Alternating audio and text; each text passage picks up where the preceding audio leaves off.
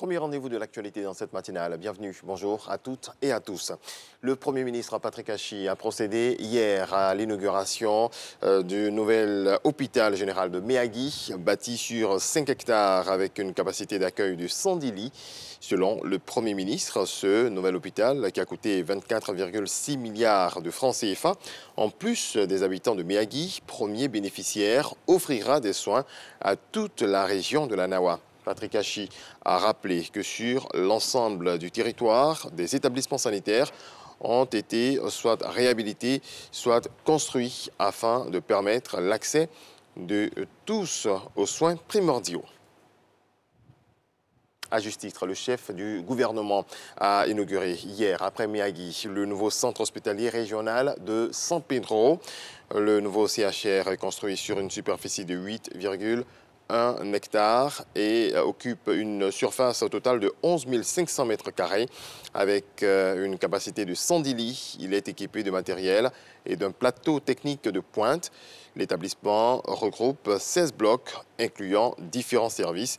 Le coût des travaux s'élève à 29,1 milliards de francs CFA, dont 10,5 milliards de francs CFA pour les équipements médicaux. Autre volet de l'actualité, à l'annonce des réajustements du prix de l'essence super. Quelques transporteurs ont procédé à des augmentations. Ce mercredi, à Abidjan, des acteurs du secteur ont abordé justement le sujet. Ils ont pris la décision de mettre fin à ces pratiques. Le point de Lansini Bakayoko.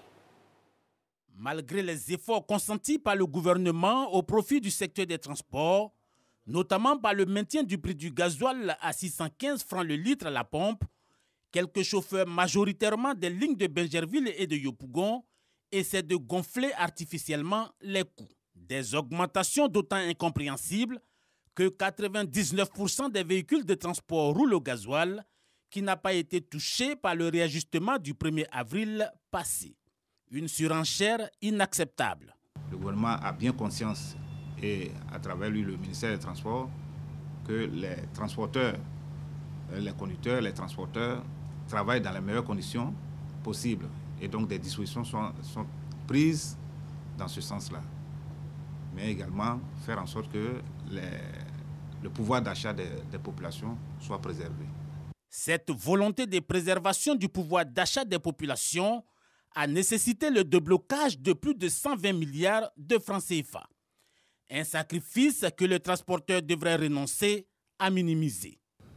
L'appel que nous lançons aujourd'hui à l'ensemble des acteurs du secteur du transport qui exercent sur le district d'Abidjan, qui exercent sur l'ensemble du territoire national, vise à les rassurer sur le fait que le gasoil n'a pas connu d'augmentation et qu'un impact donc ne doit pas se faire ressentir sur les titres de voyage, aussi bien dans le transport de marchandises que dans le transport de voyageurs.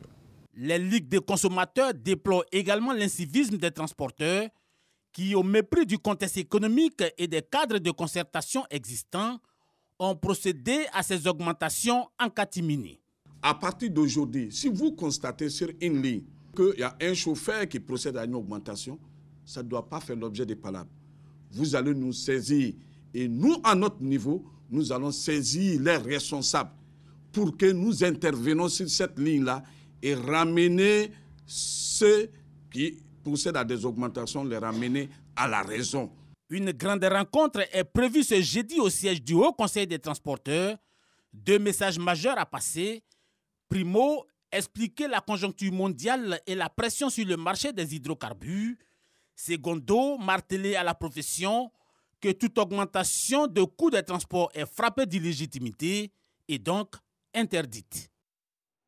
C'est parti pour la distribution des cartes des producteurs de café cacao, une activité du Conseil Café Cacao qui a démarré officiellement à la Kestab au Plateau. Une cérémonie présidée par le ministre d'État, ministre de l'Agriculture et du Développement rural, Kobenakossi Adjoumani. Cette remise de cartes intervient au terme du processus de recensement des producteurs de café cacao afin de mieux contrôler l'appareil de production. En mission aux États-Unis, le ministre des Mines, du Pétrole et de l'Énergie, Thomas Camara, a rencontré la communauté ivoirienne vivant à Houston. Témoin pour RTI 1, Adama Koné. À Houston, aux États-Unis, dans le Texas, environ 2000 Ivoiriens mènent une vie paisible dans divers secteurs. La communauté ivoirienne regorge de beaucoup d'étudiants et aussi beaucoup de nos frères et sœurs sont dans l'industrie de l'énergie et dans le domaine médical qui ici à Houston sont les deux industries les plus en vogue. Le ministre des Mines, du Pétrole et de l'Énergie, Thomas Camara, a rencontré le bureau de leur organisation à la faveur de la conférence mondiale sur l'énergie. Les Ivoiriens de Houston gardent le contact avec le pays d'origine et restent ouverts à toute opportunité. On a la possibilité d'y aller, bon, pas très souvent, mais une fois en passant, aussi avec maintenant le téléphone, on parle beaucoup avec les parents et tout ça. Et ici, la communauté ivoirienne nous permet aussi de garder un lien un peu étroit avec notre culture. Vraiment, je suis très ouverte à repartir en Côte d'Ivoire parce que vraiment, c'est grâce à la Côte d'Ivoire que j'ai pu faire mes études. Donc vraiment, je suis redevable. Pour le ministre Thomas Camara, les ressortissants ivoiriens doivent toujours entretenir l'image de marque de la Côte d'Ivoire. Qui doivent promouvoir une très bonne image de la Côte d'Ivoire à l'étranger, tant au point de vue personnel, au point de vue civique, qu'au point de vue professionnel. Qu'ils se comportent de sorte que quand on parle de la communauté ivoirienne ici à Houston, qu'on parle de cela avec beaucoup de respect, beaucoup de considération. À l'image de notre président de la République qui a repositionné la Côte d'Ivoire au plan international. L'Ivoirien nouveau, c'est en Côte d'Ivoire et c'est à l'étranger. La prochaine conférence mondiale sur l'énergie de Houston se tiendra du 6 au 10 mars 2023. Et on termine avec du football. Quart de finale aller de la Ligue européenne des champions. Le Real Madrid a gagné 3-1 sur le terrain de Chelsea hier à Londres. Le Français Karim Benzema a inscrit un nouveau triplé un mois après celui face au Paris Saint-Germain en 8e de finale retour. Dans l'autre position de la soirée, c'est Villarreal qui a renversé le Bayern Munich 1-0. Match retour dans une semaine en Allemagne. Point final, excellente journée à toutes et à tous. On se retrouve à 7h.